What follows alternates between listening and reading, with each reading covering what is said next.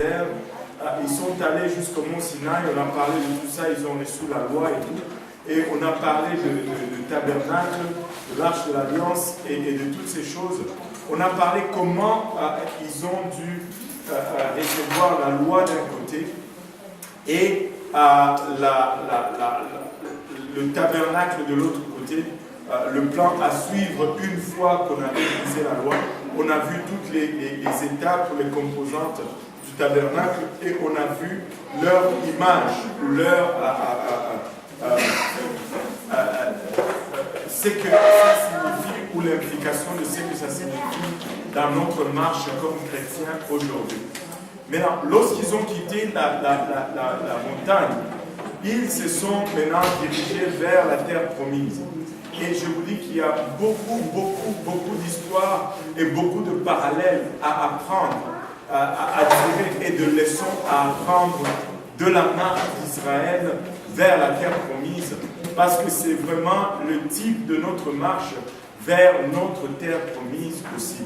Nous avons une promesse de la part de Dieu et nous avons la promesse de la vie éternelle, mais nous devons marcher jusqu'à l'obtention de cette promesse.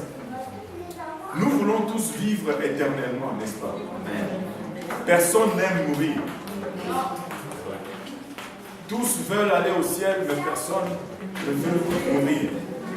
Or, on n'y va pas par avion.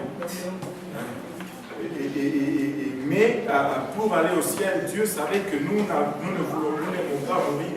Et il nous a donné des préceptes à suivre. Maintenant, regardons Israël, retournons un peu à Israël. Israël étant sorti de la terre promise, plutôt de la montagne de Sinaï, ils se sont dirigés vers la porte de la terre promise et ils sont arrivés à la porte de la terre promise. Et là, Moïse a choisi 12 espions, un espion par tribu, et il les a donné une mission. Il leur a dit: entrez dans la terre promise, explorez la terre promise et venez me faire un rapport. Venez aller voir comment sont les villes, comment sont les peuples, et comme ça on va dresser un plan d'attaque pour aller prendre le pays que Dieu nous a promis. Le premier parallèle que je veux tracer tout de suite, c'est celui-ci. Dieu avait-il promis la terre de Canaan au peuple d'Israël? Oui? Est-ce que c'est unanime? Oui? Mais alors pourquoi est-ce qu'il devait se battre pour l'obtenir? Ben oui, il devait se battre pour l'obtenir. Alors pourquoi est-ce qu'il devait se battre pour l'obtenir alors que Dieu de leur avait déjà promis? Et nous devons appliquer ce raisonnement à toute promesse de Dieu que nous trouvons dans la Bible pour nous.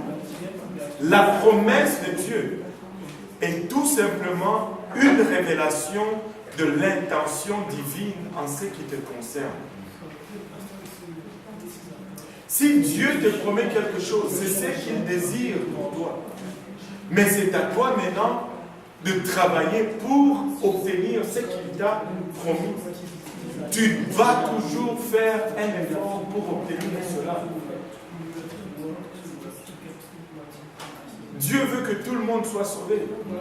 Mais il faut que nous travaillions sur notre salut. Si tu étais fermier et Dieu te dit: je te promets une double récolte cette année. Maintenant, si tu disais: wow, Dieu m'a promis une double récolte. Cette année, je ne sors pas le tracteur, je me la coule douce. Tu n'auras pas une double récolte. Tu n'auras pas de récolte tout simplement. Et c'est ça la logique. Des fois, Dieu va dire: oh, va dire à quelqu'un: je promets que tu seras, je veux que tu sois un grand prédicateur, un grand gagneur d'âme. Ça ne va pas arriver si tu ne fais rien.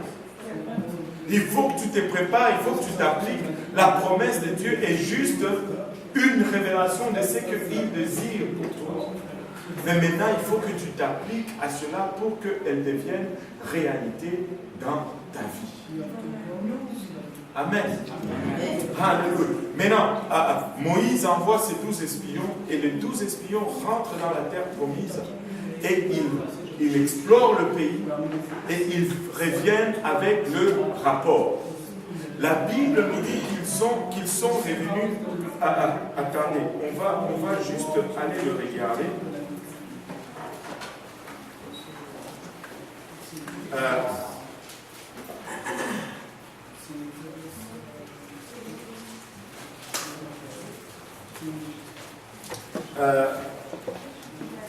La Bible nous dit que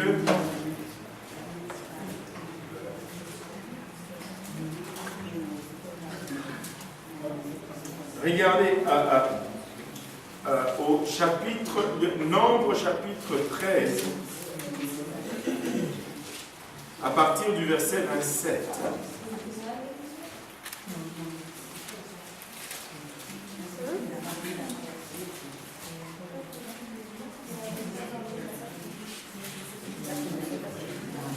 On peut le lire même à partir du verset 25. Nombre 13. On appela ce lieu Torah les Shor, à cause de la grâce que les enfants d'Israël ont couvert. Or, ils revinrent d'espérer le pays au fond de la vie. Nombre 13, verset 25. Donc, c'est parce qu'il a la numérotation anglophone. Il fut de retour de l'exploration du pays au bout de 40 jours. À leur arrivée, il se rendit auprès de Moïse et d'Aaron, et de toute l'assemblée des enfants d'Israël, à Kadesh, dans le désert de Paran. Il leur fit un rapport ainsi qu'à toute l'assemblée, et il leur montrait les fruits du pays. Voici ce qu'ils racontèrent à Moïse. Nous sommes allés dans le pays où tu nous as envoyés. À la vérité, c'est un pays où coule le lait et le miel, et en voici les fruits. Ah, c'est un pays où coule le lait et le miel, et en voici le fruit. Vous savez, aujourd'hui, on utilise encore cette expression, le pays où coule le lait et le miel, le Canada, le Canaan.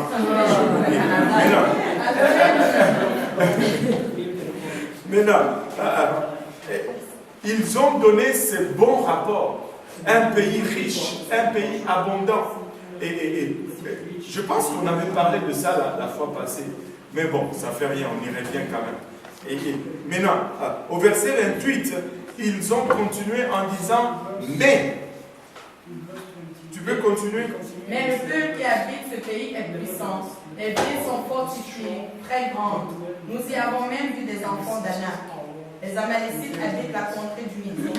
Les Éthiens, les Ébusiens et les Amoréens habitent la montagne. Et les Cananéens habitent près de la mer et le long du Jourdain. Caleb fit taire le peuple qui murmurait contre Moïse. Il dit, montons, emparons-nous du pays, nous y serons vainqueurs.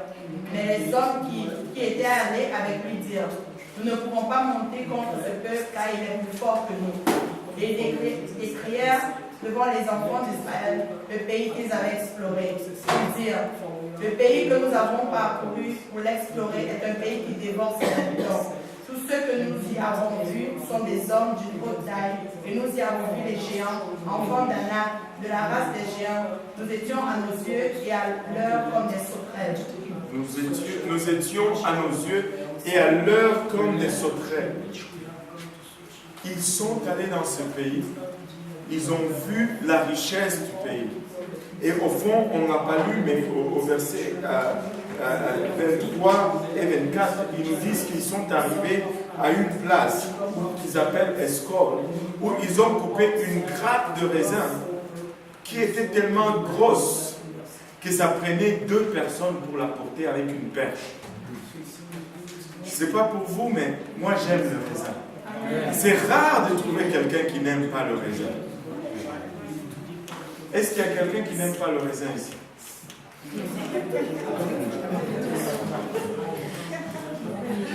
Le faites exprès. C'est rare de trouver, c'est ce que je disais, c'est rare de trouver des gens qui n'aiment pas le raisin. Très très rare.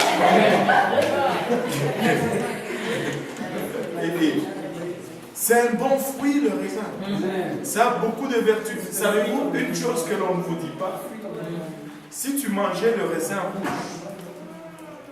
tu as le même effet, le même bénéfice sur la santé. C'est-à-dire, ça baisse ton taux de cholestérol, comme quand tu bois le vin rouge, mais sans les effets secondaires de l'alcool. Ah ouais. Ah oui.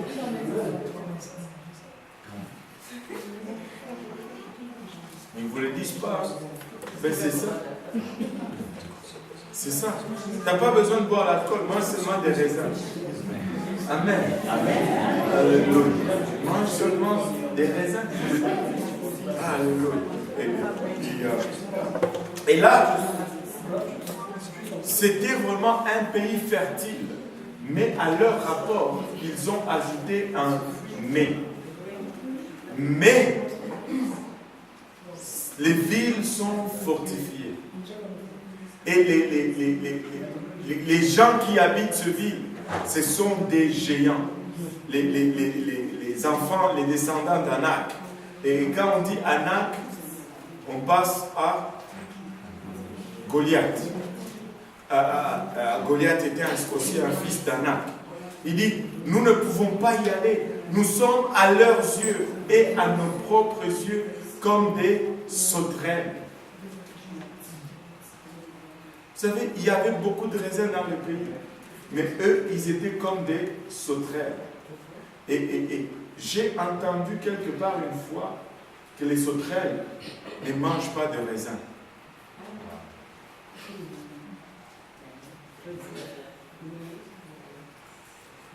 Les sauterelles, ça ne mange pas de raisins. Apparemment, quand il y a vous savez, les descentes comment on appelle ça, des sauterelles qui viennent et qui ravagent le pays, là, et une invasion des sauterelles, ça se passe des fois en Afrique. Et les sauterelles vont venir, ils vont ravager presque toute la région, ils vont ravager toutes les herbes parce qu'ils mangent l'herbe.